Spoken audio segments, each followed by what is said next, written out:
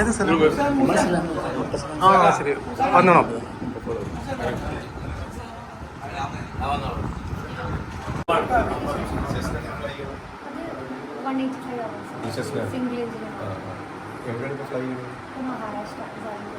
ജൽഗാവ് അത് പ്രൈവറ്റ്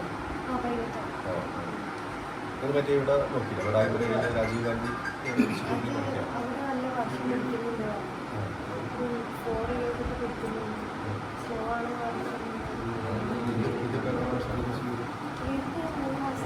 അത് എത്ര വർഷം കൊണ്ട് ചെയ്യാനാണ്? 185 hours 1 വർഷം.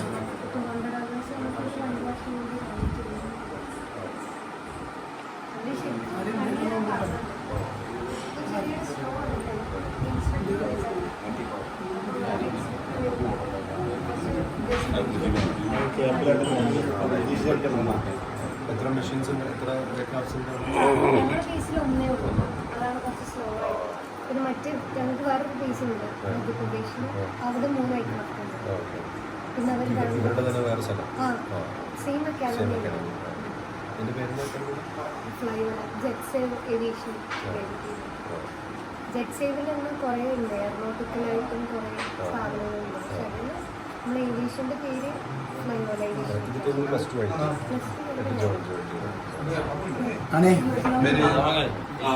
നമ്മളെ ജ്യേഷ്ഠനോനാണ്. സാറാ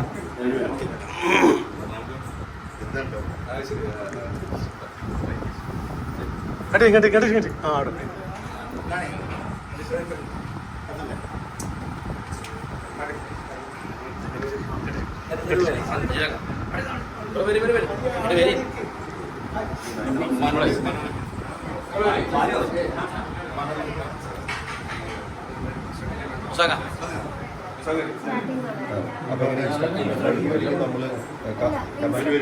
ഇപ്പോൾ ഞാൻ ജസ്റ്റ് ആദ്യം ഫസ്റ്റ് എയർ എക്സ്പീരിയൻസ് അതിൽ നമ്മളിങ്ങനെ കാണും ഫസ്റ്റ്.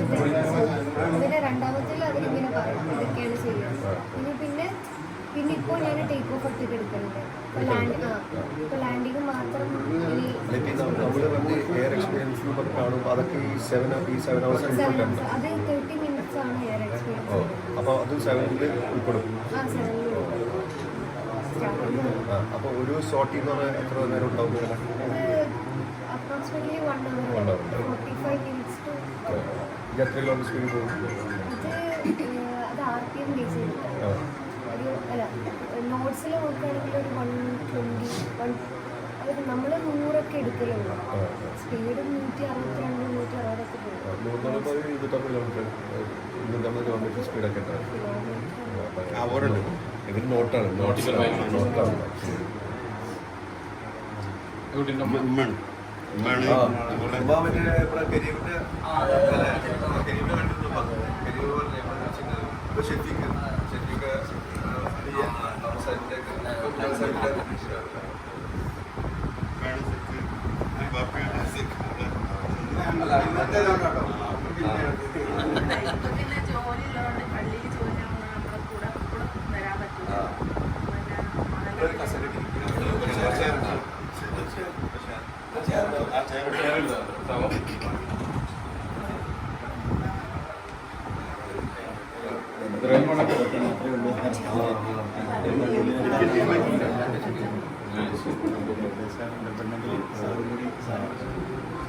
അല്ല നമുക്ക് ഇതിനകത്ത് ഏറ്റവും വലിയ സന്തോഷം എന്ന് പറഞ്ഞാൽ പോയിട്ട് പഠിക്കണം ഈ വകുമ്പയുടെ ഒരു വലിയൊരു സപ്പോർട്ടും പ്രചോദനവും ഇല്ലാണ്ട് പറ്റില്ല. നമുക്ക് ഏറ്റവും വലിയൊരു സന്തോഷം തോന്നും. ഫ്ലൈറ്റ് പഠിക്കാൻ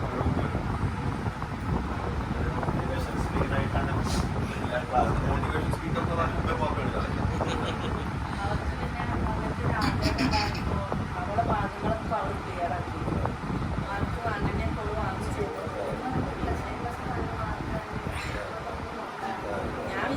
അവള് അത്ര കണക്റ്റൊന്നുമില്ലല്ലോ.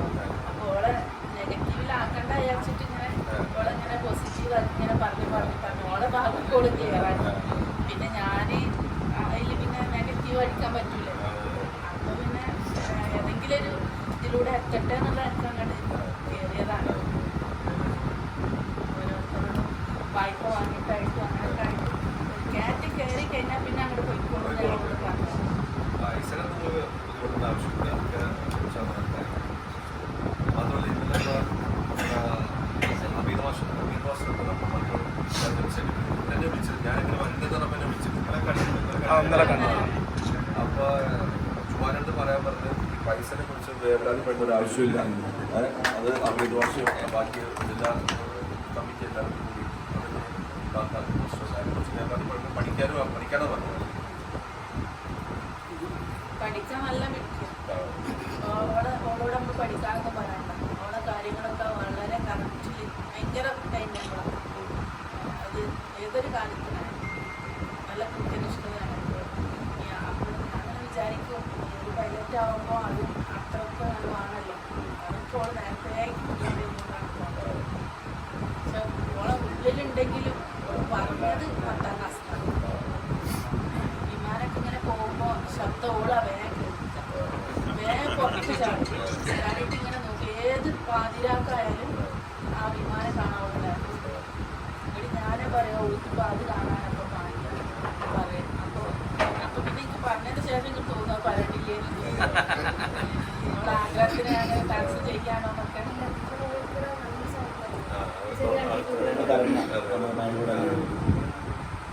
നന്നായിട്ട് പാടും ചെയ്യണോ? അത് പാടാൻ ഇതിലേക്ക് വരുന്ന കാരണം ഒരു സ്കൂൾ തലത്തിൽ ജില്ലാ തലത്തിലും ഒക്കെ എ ഗ്രേഡ് വരെ വാങ്ങിയിട്ടു. സ്റ്റേറ്റിലേക്ക് കയറാനുള്ള ആ ഒരു സാഹചര്യം ഓളെ ഈ ഫ്ലൈയിങ്ങിലേക്ക് പോകാനുള്ള ആഗ്രഹമാണ് ഓളെ മനസ്സിൽ. അത് ചെറിയ ടെൻഷനൊക്കെ അന്ന് വന്നില്ല മത്സരത്തിനകത്ത്. അതുകൊണ്ട് ഒക്കെ അന്ന് സ്റ്റേറ്റിൽ കയറാനായി അത് ഞങ്ങൾക്ക് വിഷമമുണ്ട്. അന്ന് മുതലും ഓളെ പാട്ട് നിർത്തിച്ചു വളരെ നിർത്തി. അപ്പോൾ ആ ഒരു ഇതും നമുക്ക് ഓള് ചാനലിലൂടെ പൈസ തന്നാൽ ഓൾക്ക് പഠനത്തിനൊരു സഹായമാകുമല്ലോ വിചാരിച്ചൊരു ചാനൽ തുടങ്ങി. എനിക്ക് ഓള് സന്തോഷത്തിന് പാടി വിട്ടത്. ഞങ്ങളാരെയും തടസ്സം ചെയ്തിട്ടൊന്നുമില്ല.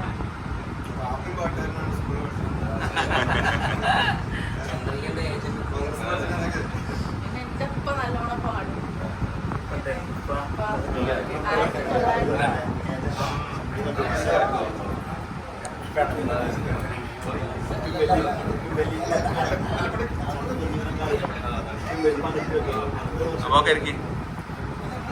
1950 മുതൽ പത്രത്തിൻ്റെ ഏജൻ്റാണ്.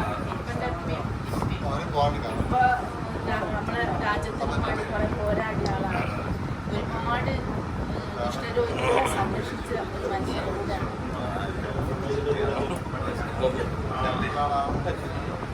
അങ്ങനെ വളർത്തിണ്ടാക്കിയതാണ്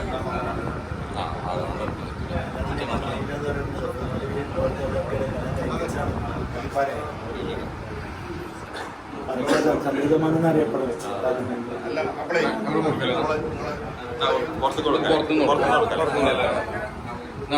പുറത്തുനിന്ന്